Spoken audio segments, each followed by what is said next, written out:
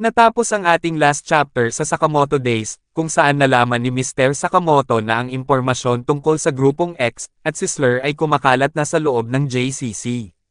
Naiwan naman ni Nagumo at Shishiba si Osoragi nang hindi sinasadya, at may kalaban ding lumitaw sa kanilang harapan, at pagkatapos nila silang matalo, ay may bago na namang paparating na katunggali. Ngayon, atin nang simulang talakayin ang susunod na chapter ng Sakamoto Days, at ito ay ang chapter 78 at 79.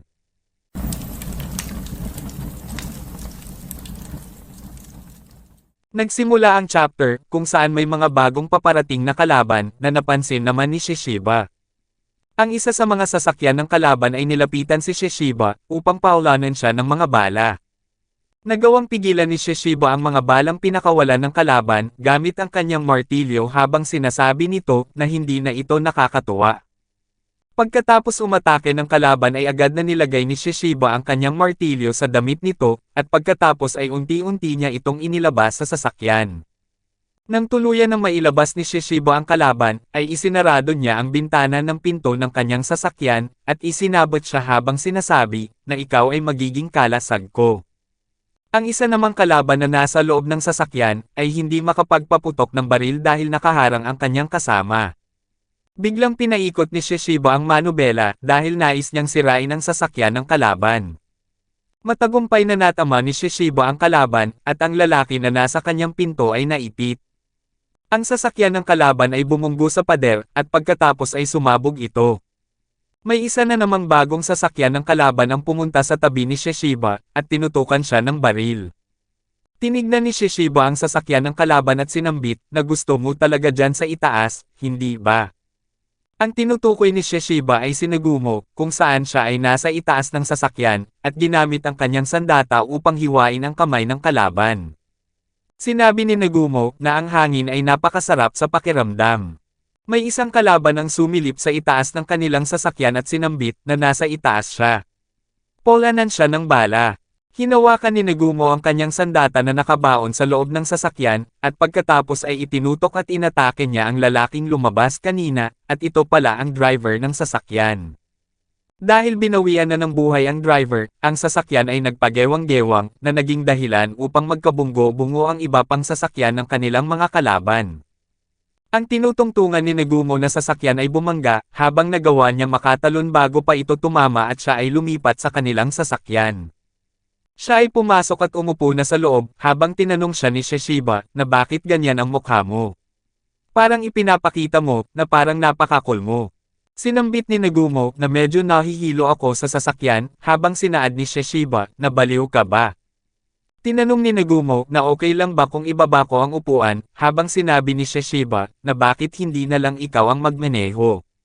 Ngayon, sino ang mga tao na yun, habang sinambit ni Nagumo, na nakakita ako ng markang X sa collar ng isa sa mga kalaban, pero ang kanilang estilo ay medyo naiiba kay Slur. Sumang-ayon si Shishiba sa sinabi ni Nagumo, habang may isang truck na may mga kargang mga sasakyan ang nasa kanilang gilid.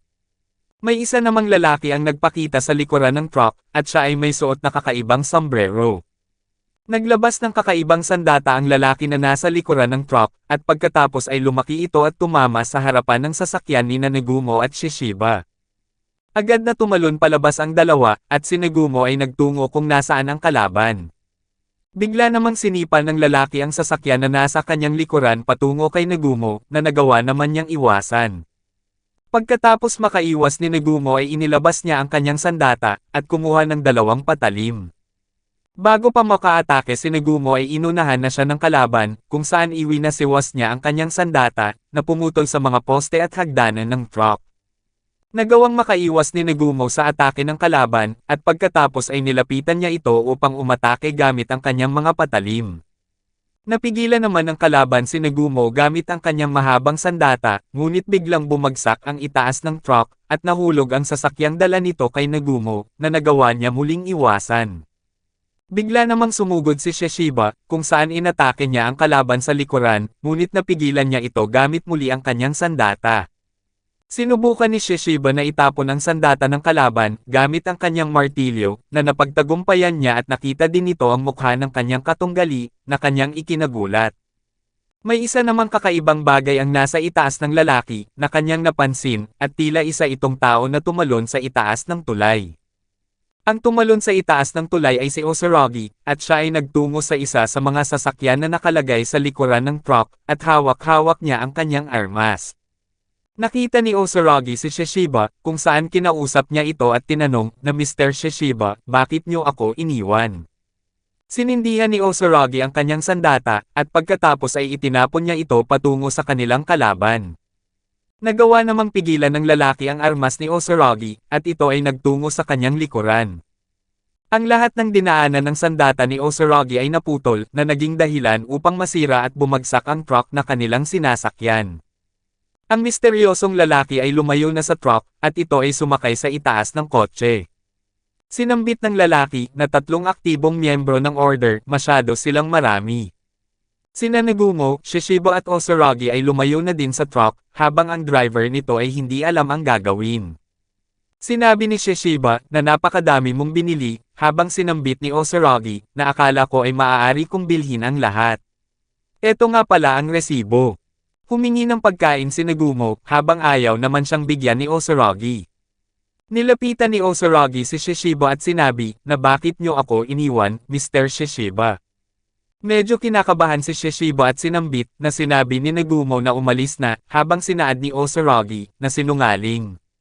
Sinambit ni Shishiba, na teka, may oras ba talaga tayo para dito, habang tinanong ni Osoragi, na sino ang lalaki na yun.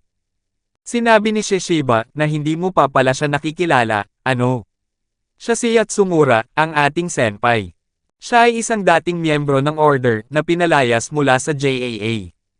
Makalipas ang ilang minuto, sila ay nagtungo sa Kyoto Arashiyama. Sinabi ni Shishiba na iniisip ko na kakaiba ang magpadala ng 3 miyembro ng order dito, kaya alam ko na magiging mabigat na misyon ito. Sinaad ni Nagumo na kung ang target natin ay dating miyembro ng order na si Yatsumura, magiging medyo mahirap nga ito. Silang 3 ay nakasakay sa bangka, habang kumakain ng hotpot. Sinambit ni Osoragi, na mukhang malaking misyon ito. Sinabi ni Nagumo, na oo. Gawin natin ang lahat ng makakaya natin, habang sinaad ni Shishiba, na seryoso ba talaga kayong dalawa dito? Sinambit ni Nagumo, na tapusin natin ito agad para makakain tayo ng tofu, habang sinabi ni Osoragi, na ang saya niyan. Gusto kong pumunta sa bahay ni Shishiba. Sinaad ni Shishiba, na makinig kayo, kung hindi kayo mag-iingat, mamamatay kayo sa misyon na ito. May isa namang bangka ang lumapit sa kanila, at binantahan sila ng dessert. Sinabi ni Osoragi, na gusto ko ng Yatsuhashi, habang sinambit ng nagtitinda, na yan ay 2,500 yen. Sinaad ni Nagumo, na gusto namin ng 3 box, habang sinambit ni Shishiba, na ano? Gusto ba talaga ng mga tao yan? Matapos nilang makabili, ay agad nila itong tinikman.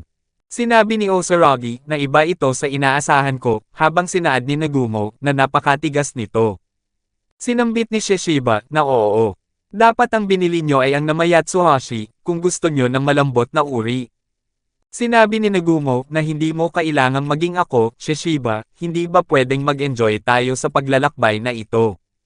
Sinambit ni Osoragi, na oo nga, medyo nakakababa ka ng loob, habang sinabi ni Shishiba, na ngayon, tinatawag mo na itong isang paglalakbay. Sinaad ni Nagumo, na sa tingin ko, nahuhulaan ko na kung bakit ka malungkot, habang sinambit ni Shishiba, na pwede bang tumahimik ka na lang. Sinabi ni Nagumo, na dahil kailangan mong patayin ang iyong senpai, na tumulong sayo na mag-umpisa noon, tama. Sinaad ni Shishiba, na mali ka dyan, habang tinanong ni Osoragi, na mga magkaibigan ba kayo ni Mr. Yatsumura? Sinabi ni Shishiba, na hindi. Hindi ganon. Noong una akong pumasok sa order, hinahatak niya ako sa mga misyon. Sinambit ni Nagumo, na parang katulad sa inyo ni Shishiba, habang sinabi ni Osoragi, na pero hindi ako isang lalaking nasa kalagitnaan ng edad. Sinaad ni Shishiba, na bakit ikaw pa ang magiging Yatsumura sa sitwasyong ito, habang tinanong ni Osoragi, na bakit siya umalis. Sinabi ni Nagumo, na nagkamali siya sa isang malaking misyon, ninas ang JAA at inutusan nilang patayin si Yatsumura. Sinambit ni Osoragi, na pero nabuhay siya, habang sinaad ni Shishiba, na oo. Pumalpak ang assassin, at nakatakas si Yatsumura, na wala siya ng walang bakas. Tinanong ni Nagumo na ngayon bakit siya nagpakita, habang patuloy nilang kinakain ang Yatsuhashi. Inilipat naman ang scene kay Yatsumura kung saan ito ay umiinom ng alak. May mga kalalakihan ang lumapit sa kanya at sinabi na Mr. Yatsumura, hindi ka namin maaring pagkatiwalaan. Ginawa namin ang sinabi mo, at ang kapalit nito ay ang 8 kasamahan namin, bakit hindi mo kami sinabihan tungkol sa order na sila pala ay mga halimaw? Lahat kami dito, ay may hinanakit laban sa JAA, lahat kami ay sumusuporta sa doktrina ni X. Kung hindi ka sang-ayon dyan, pasensya na, pero dito na tayo maghihiwalay ng landas. Sinabi ni Yatsumura na ang paghihiganti, talagang mabuting motibasyon ba iyon para sa isang assassin? Kung mawala ang JAA, makakalakad akong muli ng malaya sa ilalim ng araw, napakaganda naman nun. Bigla namang inihagis ng mga grupo ng kalalakihan ang bote, at yelo ng alak ni Yatsumura.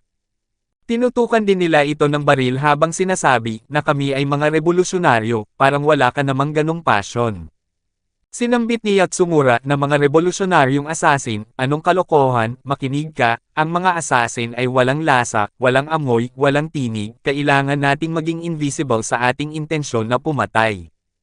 Pagkatapos magsalita ni Yatsumura, ay inilabas niya ang kanyang sandata, at inihampas ito sa mga kalalakihan, at sa isang iglap lang ay nahati sila sa dalawa.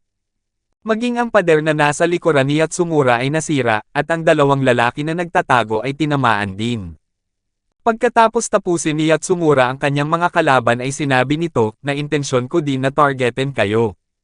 Labis namang nabahira ng dugo ang babae na nakakimono at tumutugtog ng gitara. Sinabi nito na gusto ko talaga ng pulang kimono, kaya maraming salamat. Tumalsik din pala ang dugo sa kisame, at ito ay tumulo sa alak ni Yatsumura. Sinambit ni Yatsumura na hindi na ito masarap ngayon, habang sinaad ng babae na gusto mo bang bigyan kita ulit ng alak. Sinabi ni Yatsumura na hindi na kailangan. Ayokong magsayang ng alak. Inilipat naman ang scene sa dorm ng mga kabataan, kung saan sinabi ni Amane na dapat na silang mamatay lahat, ang JAA ay mga kakilakilabot na tao. Sinaad ng isang estudyante na may pamilya ako na nasa JAA, habang sinambit ng isa na ako din. Ang aking kuya ay nagtatrabaho sa kanila. Sinabi ng kalbo na dapat ba silang lahat na mamatay? Hindi ba't medyo labis na yan, Amane? Sinambit ni Amane na oo nga, hindi ko naisip ng mabuti, pasensya na. Sinabi ng lalaki na nasa kanyang tabi na huwag ka nang mag-alala, Amane. Alam naman namin na hindi talaga ganon ang nais mong ipahiwatig, habang sinambit ng kalbo na lahat tayo ay lumalampas minsan. Sinaad ni Mr. Sakamoto sa kanyang isipan na nakakagulat pero tapat pala siya.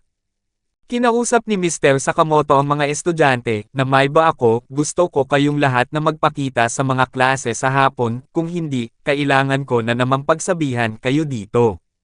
Sumang-ayon naman sa kanya ang mga estudyante, at nais din nilang pumasok sa klase ni Mr. Sakamoto.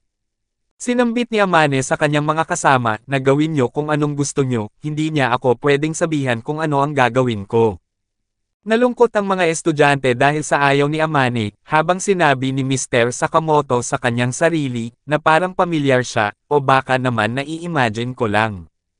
Makalipas ang ilang minuto, ay nagtungo si Amane sa kanyang silid at dumiretso sa kanyang computer.